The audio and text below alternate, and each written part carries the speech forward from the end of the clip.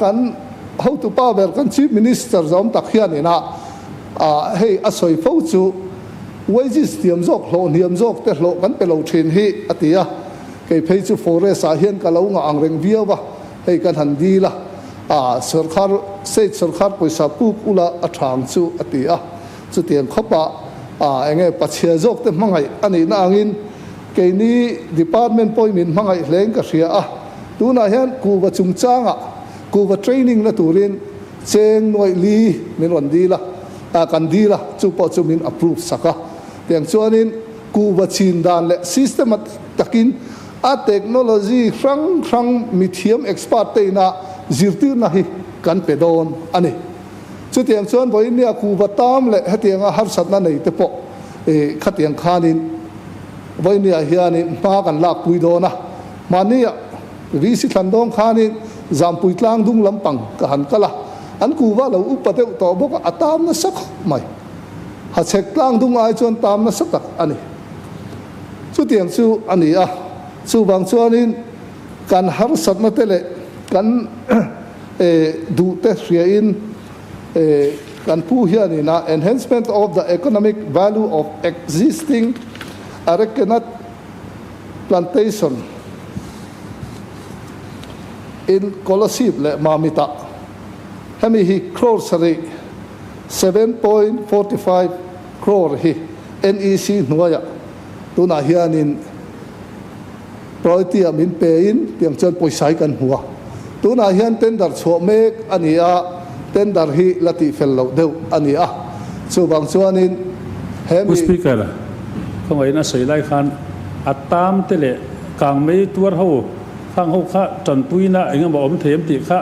i sei theng deu che pe ron le pel le takin tu speaker kha ne nakina kan la soyanga mani mai han declare hi chu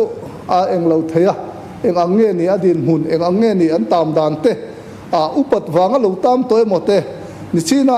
he takan member pakhat puroba ro moi ha chak bel tu zom takina soi kha apoisa ringot an tela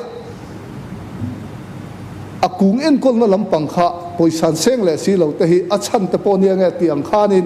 thil kha eng mo hi investigate phota chumi zo chuan heng ang te hi entinge compensate dan omem te hi chu ngai tua tura chuanin la om tura ngai la chu tiang ang chu voinia hemi kuwa chungchanga hian nia hemi kuwa hi zamuanga le chemphaya hemi kuwa song bol na ati ro na te ten kuwa mintra scope phansiam na te tin kuwa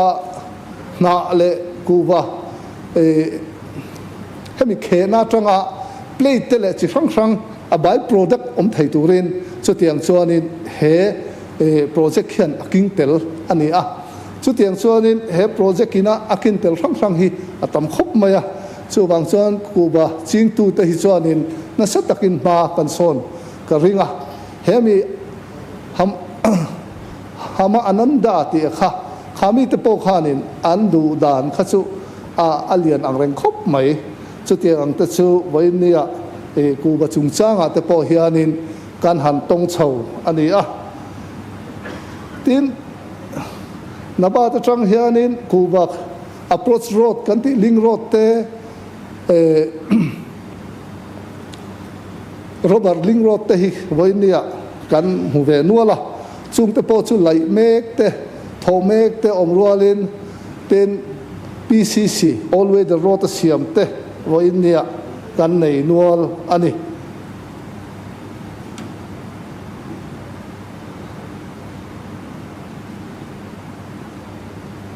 kha kan soi lai deu thei lai tang pu chu ni ta se kan kal chip chiar lu tok chuanin nakina kan eng lovin engeni midang tan te po hun kan han ken ve po thain ka ringa kan budget han tlang niam na cheng vei bel che zakko chuang zet han tlang niam na po khas nikum civil work a khanin he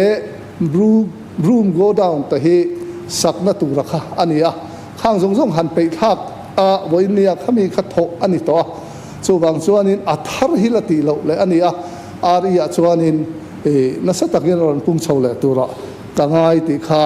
kan opposition leader chan na kha zo na kha ka chan na ni ta sela ti chuanin tuna fishery a kal le ta porporila fishery hi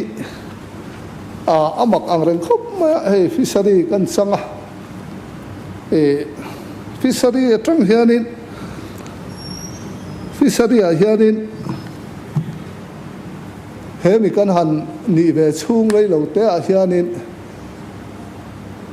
Mizorama sangha na sazo ko kan thar theina turatana production na sa theina turatan ti in scientist hi tum enga mozahi training aron nei to ni so tiang scientist ho chuanin Mizorama hianin sangha hi in to del theina turin na sa takin tran milon la puya mi thiam ten an chu dana phei chuanin mi pakhat hian kum khata hian sangha hi kg sari bel hi amamo a minimum engeni requirement anga an chut ania chu bang chon boi nia hen kan sangha thar chwa hi rin ai hianin ala tam lo he maya kan thar chwa na thei potential kan nei zong zong hi tu na hianin